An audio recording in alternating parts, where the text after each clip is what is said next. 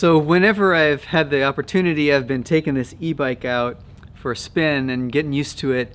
Today was no different because I got up and it was not raining and it was sort of sunny, still cold. But I decided to take it out and had a good ride on this bike. But when I got home, my wife says, "So, did you have a good ride?" I'm like, "Yeah, I had a great ride." And she asked me, "So what's different about this bike?"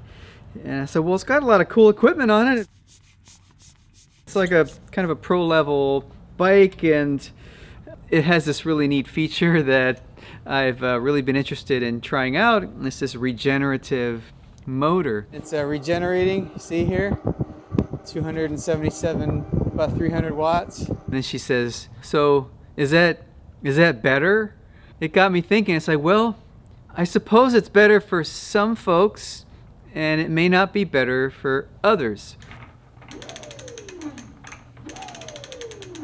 This is probably going to have an impact on how the riding experience is going to be, especially while pedaling. That's what I want to talk about, is this whole idea of having a regenerative motor on the e-bike. I've never really tried one out until I've been using this e-bike. I've always been interested in this whole idea of being able to recharge the battery while you're riding or coasting or braking. I've also noticed that a lot of manufacturers don't have regenerative motors on their e-bikes, and it got me thinking, is there some sort of catch or trade-off? I figured the only way I'm really going to know is to get my hands on one and try it out for myself and see what it's really like to ride a regenerative e-bike, and really what's different about it. Those red numbers kicking in, that's kind of fun. I'll let you make up your own mind whether this is the type of bike for you or not.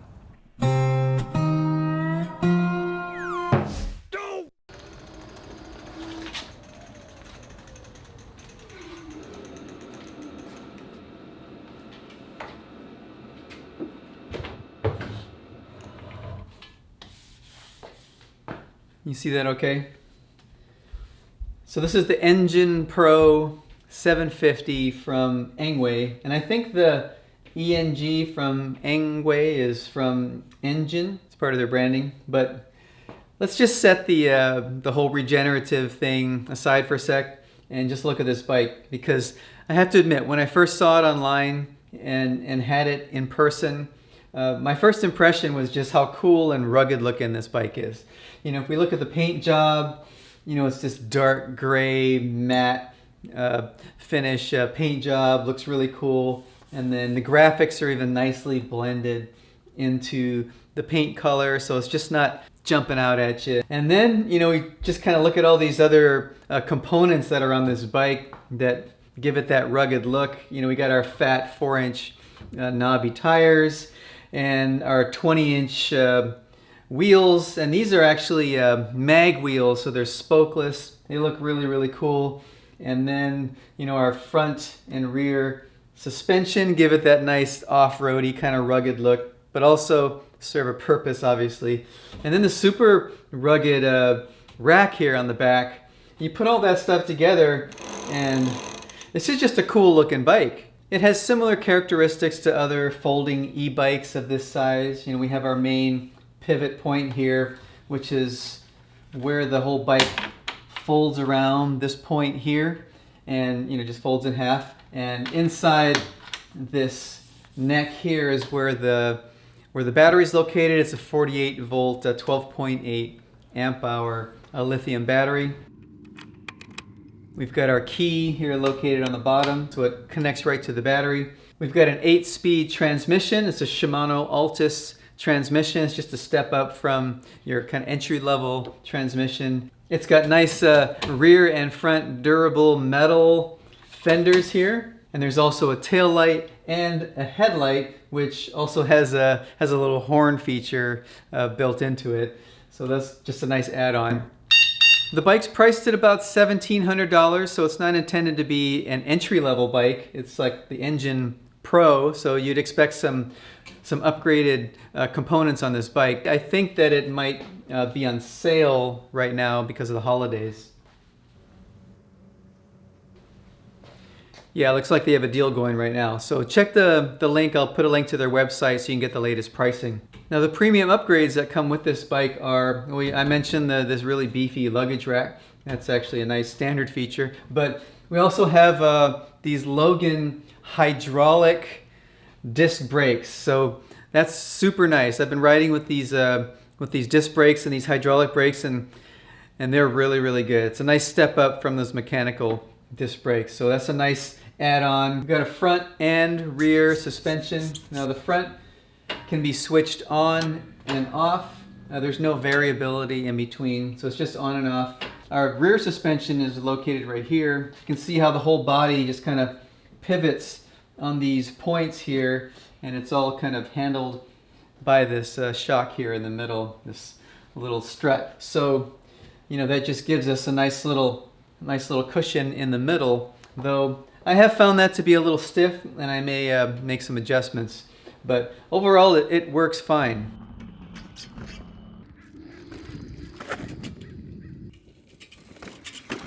And then obviously we have our 750 watt rear hub motor that has those regenerative properties as well that can be controlled by that controller, and I'll show you how that works here coming up. Now our handlebars are a little narrow, so it's 22-inch wide handlebar. It does have a nice little USB port here on the back of the display that you could easily just plug in some USB stuff here. So that's a real handy add-on. We got nice soft kind of leather-like grips, so it's a comfortable grip. To power up the unit, and we'll see this nice little display, we'll just go to our controller here and hit the power button, hold it down, and really nice LCD display comes in here, and you can see this gauge. The lights come on automatically. I can turn that off with this light button here on the controller. Just turn it off. You know, we've got our standard plus and minus here on the thumb controller to control our pedal assist modes, which is displayed right here. So we just put those up and down. Now the bike weighs in at about 72 pounds, and that's with the battery inside.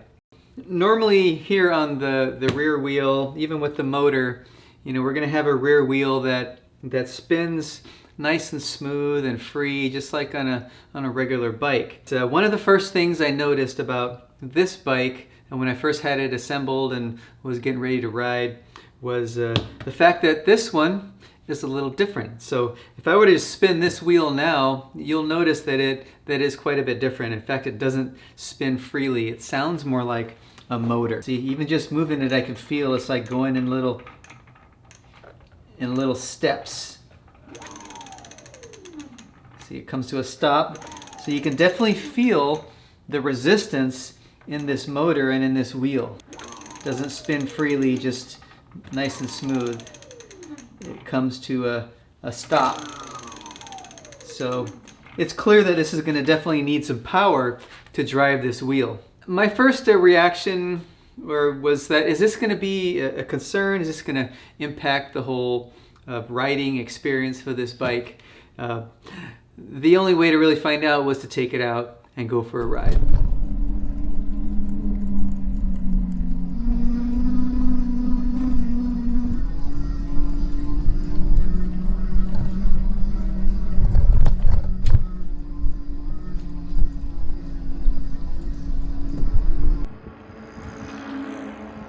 And once I started riding this bike, it became pretty obvious that it was going to be difficult to ride this bike without some form of pedal assist. But hey, it's an e-bike, you know, we're not going to necessarily just ride it without the e-bike features. I got a regular bike if I wanted to do that.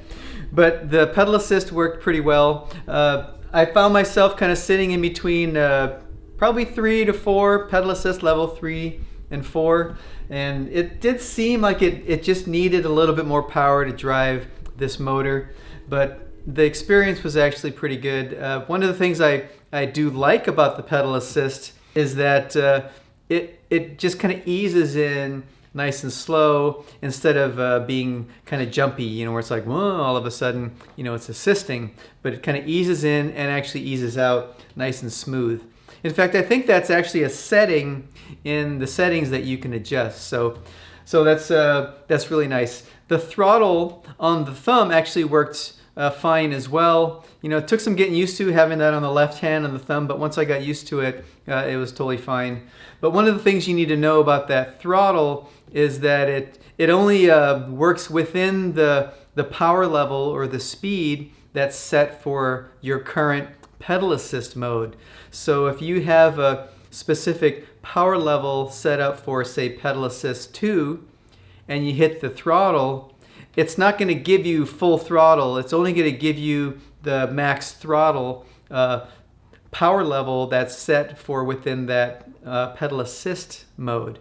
And those levels actually are also adjustable in the settings. Yeah, if you're looking for just a, hit the throttle like some other bikes, so you can just kind of go for it and get full power when you need it, regardless of the pedal assist mode, it's not going to do that on this bike. Now what if I stop pedaling and just go throttle?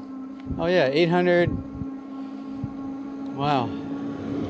Before I get into the regenerative part about this bike and how that all works, I do have to mention that whole power mode setting, that eco, normal, and sport mode setting, that was not something that was documented in the little manual that I got or the one that was online. I just stumbled upon this by playing with the controls, and it started changing those settings. Press and hold the I button, and then it switches the mode.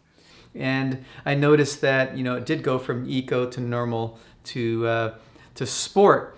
The sport mode actually gives you full power of the motor. If you're using those pedal assist modes or the throttle, and you're wondering why you're not getting all the power that you expect, it could be because you're in either that eco or normal mode. All right, so I got a hill coming up here that normally I would have to walk my bike up. We'll see how this bike can handle it. So let's go. I have to stay in like a gear 3 or 2. It gets really steep towards the top.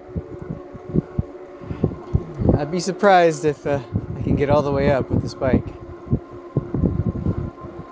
Definitely be doing some pedaling. Okay, I'm gonna downshift to 3, go up to pedal assist 5. Downshift to 2. Maybe okay if I can maintain this. I'm cranking it pretty good right now. Okay, down to first gear. I am getting some help. What if I just try throttle? Oh yeah, with just the throttle, it's pushing me up slowly. So I should be able to get up with just the throttle too. That's pretty impressive. I'm pulling about 750 watts right now. But let's go ahead and pedal. If I didn't think I'd be able to get up to the top without, I don't know, walking or something. Now, perhaps the most significant feature about this bike that kind of sets it apart from other e-bikes is this whole regenerative capability. Now, it's the thing that I was most interested in and wanting to try this out on this bike specifically. And how that works is that, this motor with the controller has the ability to kind of reverse the flow of energy from the motor back into the battery. So under normal riding conditions, you're using your battery here, your lithium batteries, to power the motor. And when you're using your throttle or your pedal assist modes to climb hills and accelerate you. When that's not necessary or needed, so let's say you're coasting down a hill or something like that, or you're just going really fast on a flat surface, you're not necessarily using the battery power so much. You're just using your, the force of gravity, or, just the velocity of the bike to propel you. What you can do with this motor is then flip it to actually push some of that energy that it's capable of creating and use it to charge the battery. So here's how it works on this bike. In order to activate the regenerative mode, you're going to have to first be in pedal assist 0 or 1. And the bike has to be traveling at least 12 miles per hour to, I guess, build enough energy up, and you can actually have enough voltage probably to push back into the battery and reverse that current flow. Once you're in that mode, what we'll notice is that, especially if you're kind of cruising downhill, you'll notice the watts display on the controller will shift to red, and it'll have a negative sign in front of the number and a red value for watts. And that's indicating how many watts you're pushing back in to the battery. So in essence, you're charging the battery at that point. Now, when that happens, the bike is actually going to slow down a little bit because you can feel the resistance when that happens. It's like, ooh, and it kind of creates a kind of a braking mode. So it, slows down your bike. If you want to keep that going, you can pedal, by increasing the gears and pedal more. On very steep hills though, when you're just flying down a hill, being able to kick it into that regenerative mode is actually really nice because it kind of serves as a brake, like a transmission brake on a big truck or a car. You don't have to be standing on the brakes. You just have it in this regenerative mode, and it slows the bike down automatically, and you're generating some energy at the same time. Okay, I'm going to head downhill, and when I do, I'm going to knock the pedal assist down to 0 or 1. Ooh, you can feel that resistive braking kicked in, and it's regenerating. See here, 277, about 300 watts. But I don't have to put on the brakes at this point. It's just coasting down, and the resistive motor is slowing it down. I can pedal, so I can adjust my speed, push a little bit more if I want by pedaling. Now, when that condition changes, say your speed slows or you need a little bit of a pedal assist, it automatically cancels that regenerative mode, and then you're back in normal operation again.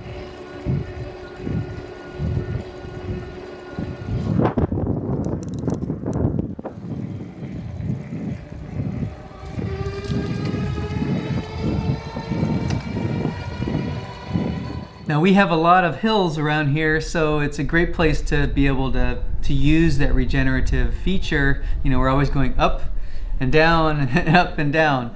So, I've actually had quite a bit of opportunity to test this. Now, if you're on flat terrain, you're probably not gonna be able to kick it into this regenerative mode. Because you're just not going to be able to sustain the speed or force required to keep it in that regenerative mode. So how much energy can you really use to recharge your battery? How much of a battery recharge are you going to get? It's probably going to be fairly small. You'll get some, but I think it depends on where you ride, how you ride, and how aggressive you are with the bike. Because once you're in that regenerative mode, then you can certainly feel it in the pedals, and it's kind of like riding a spin bike or a resistance bike. You're working now, to generate that power.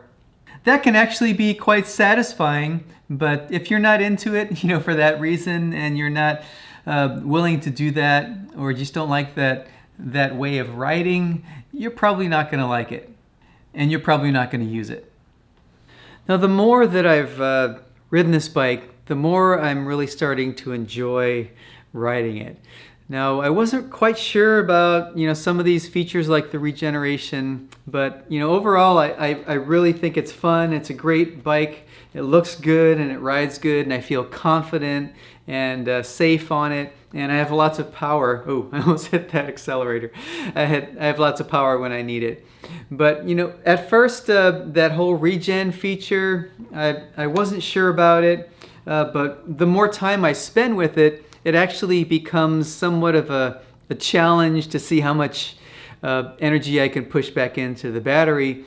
And it becomes sort of fun. And it's just kind of a different way to think about riding, and it's somewhat satisfying, you know, when you can see those red numbers kick in and know that you're putting a little bit back into the battery and you can prolong your time out, you know, on this bike. And you know, you can go maybe 30 miles or 60 miles, they say, but it's probably between 30 and 50, but it really depends on your terrain and all that stuff. If you're not new to the e-bike thing, that you understand that. I would recommend though that if you are thinking of getting this bike, that you really take the time to make the necessary adjustments. If you don't have the skills to do that, take it to a bike shop, have them tune it up for you, check all the connections, make sure everything's torqued down just right and the brakes are adjusted correctly, and then you'll just have a much better riding experience on this bike if you do that up front. I had to do a lot of this stuff myself, figure out how to do some of it. So it rides really good now. Everything's working nice and smooth, but there were some adjustments that needed to be made once I got it all assembled. Now, if I didn't answer some of your questions that you're expecting in this video, please drop them below in the comments and I'll do my best to give you an answer. But also go check out their website, ENGWE website.